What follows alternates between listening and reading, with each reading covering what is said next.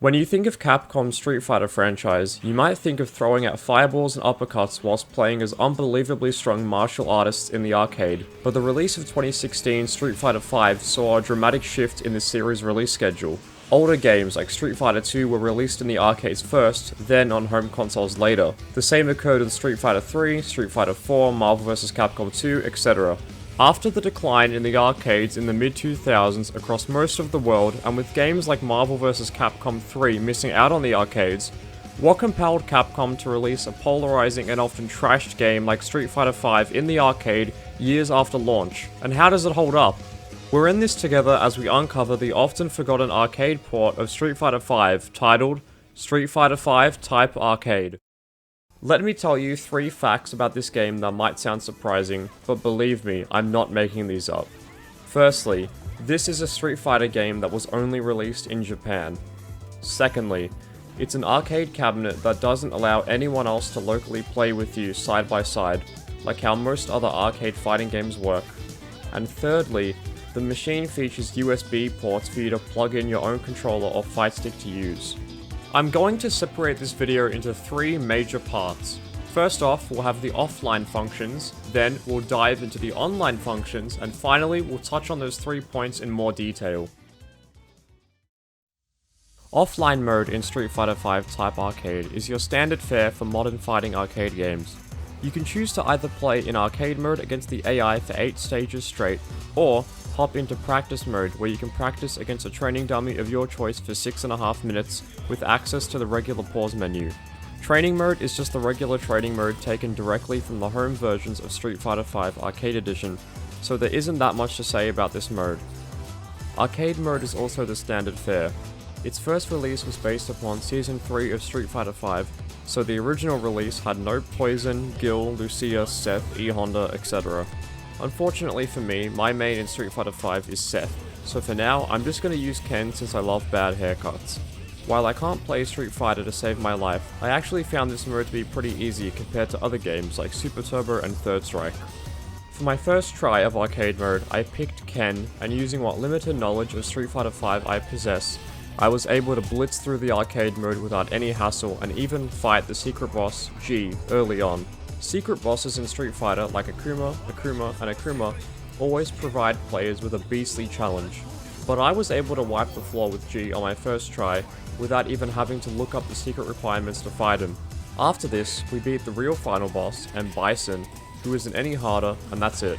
No character endings, no catchy ending themes, just a font scrolling on a black screen. While this may sound like a boring mode, I actually had fun despite how easy it was. Being able to select your opponent like in Third Strike was fun, and not getting punished for my persistent jump-in attacks made me feel like a pro even though I played like a blind kitten. Overall, offline mode is nothing mind-blowing and only contains the bare minimum in terms of content. But that's where online mode comes in. Since I don't currently reside in the land of the rising sun, I'm not able to play online with other players with this arcade emulator, which is no surprise. However, you might have noticed that during the arcade run, the words no card and 0PP and BP were shown on screen near this corrupted demon text. First off, no card touches on Nasika X Live 2, a Japanese digital distribution program that allows arcade cabinets to hold multiple games on a single cab.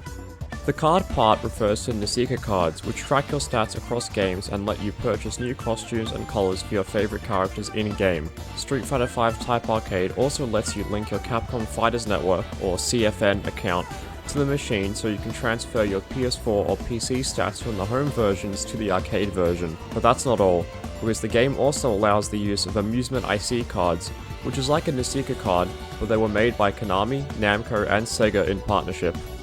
Before the amusement IC cards were introduced, Japanese arcade goers would have to purchase a card from Konami, a card from Namco, and a card from Sega to play everything they wanted to.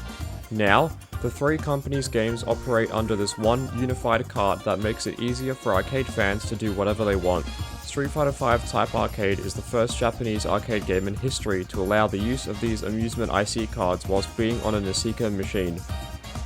Now that that's out of the way, let's move on to the 0PP and BP portion of online. If you've played Street Fighter V at home, you'll know that the game uses what it likes to call league points to form a ranking system. The The more you win, the more league points you gain, and the higher your rank gets. Simple, right?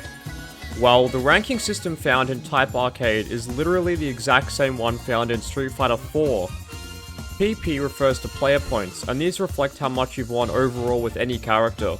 They're meant to be an overview of how skilled you are as a player in general. BP refers to battle points, and these reflect how many points you have with a specific character, so it's possible for your points to be wildly different. For example, if I were to main Ryu and do really well with him online, let's say I'd have around 3000 PP, which means that overall, I have 3000 points on my account that reflects how skilled I am as a player. But one day I decide to pick Rainbow Mika instead and start playing as her.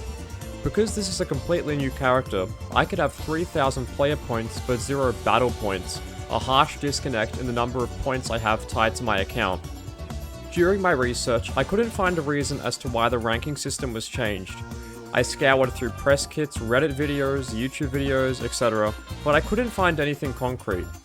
Perhaps Capcom thought that the Street Fighter 4 ranking system works better in an arcade online environment? Only Capcom knows at the end of the day. Now, let's go back to the 3 major points I mentioned at the start of the video and try to break them down. First, this game was released in Japan on March 14th, 2019. Since arcades have mostly gone the way of the dodo, it makes sense that Japan would only get this game since arcades are still somewhat relevant over there. After all, it's pretty much the same game you can get at home with some minor differences here and there, so us Westerners aren't missing out on much. Secondly, it's an arcade cabinet without local play. While this may sound weird, Capcom thought of a genius solution. Okay, so let me paint the picture. You go to the arcade with a friend looking to play some Street Fighter, so you sit down at the machine and you notice there's only one stick instead of buttons. Well that's weird, your friend utters. But as you walk off and go to play something else that actually has 2-player local cooperative play, you might remember what I said before about online play between machines. If you haven't caught on by now, the game does have multiplayer, but it's through the internet. This means that you and your friend must play via the online servers on 2 separate cabinets in order to get a match. What a weird way of doing arcade multiplayer. Maybe it makes more sense to Japanese gamers and arcade developers, but does it hurt to keep making machines where 2 people can sit next to each other, which is the whole point of going to the arcade? At least online lets you play with other people around the country, but I've heard reports that online connections in Type Arcade can be hit or miss. Other games like Tekken 7 also suffer from laggy online matches in the arcade. Finally, you can bring your own controller to the arcade to play via USB. This is a great feature for pad players and for people who want to use their own fight stick. The game displays a screen when your controller is plugged in to let you know that it's working, and it works with most major controllers, like a PS4 controller for example. I made this video to highlight and document Street Fighter V Type Arcade, as I assume most people like myself either forgot or didn't even know that Street Fighter V was released in the arcades in the first place. Going over obscure game releases like this is fun for me, and I hope you learned something new about the game. Thanks for sticking all the way to the end of the video, and I'll see you in the next one.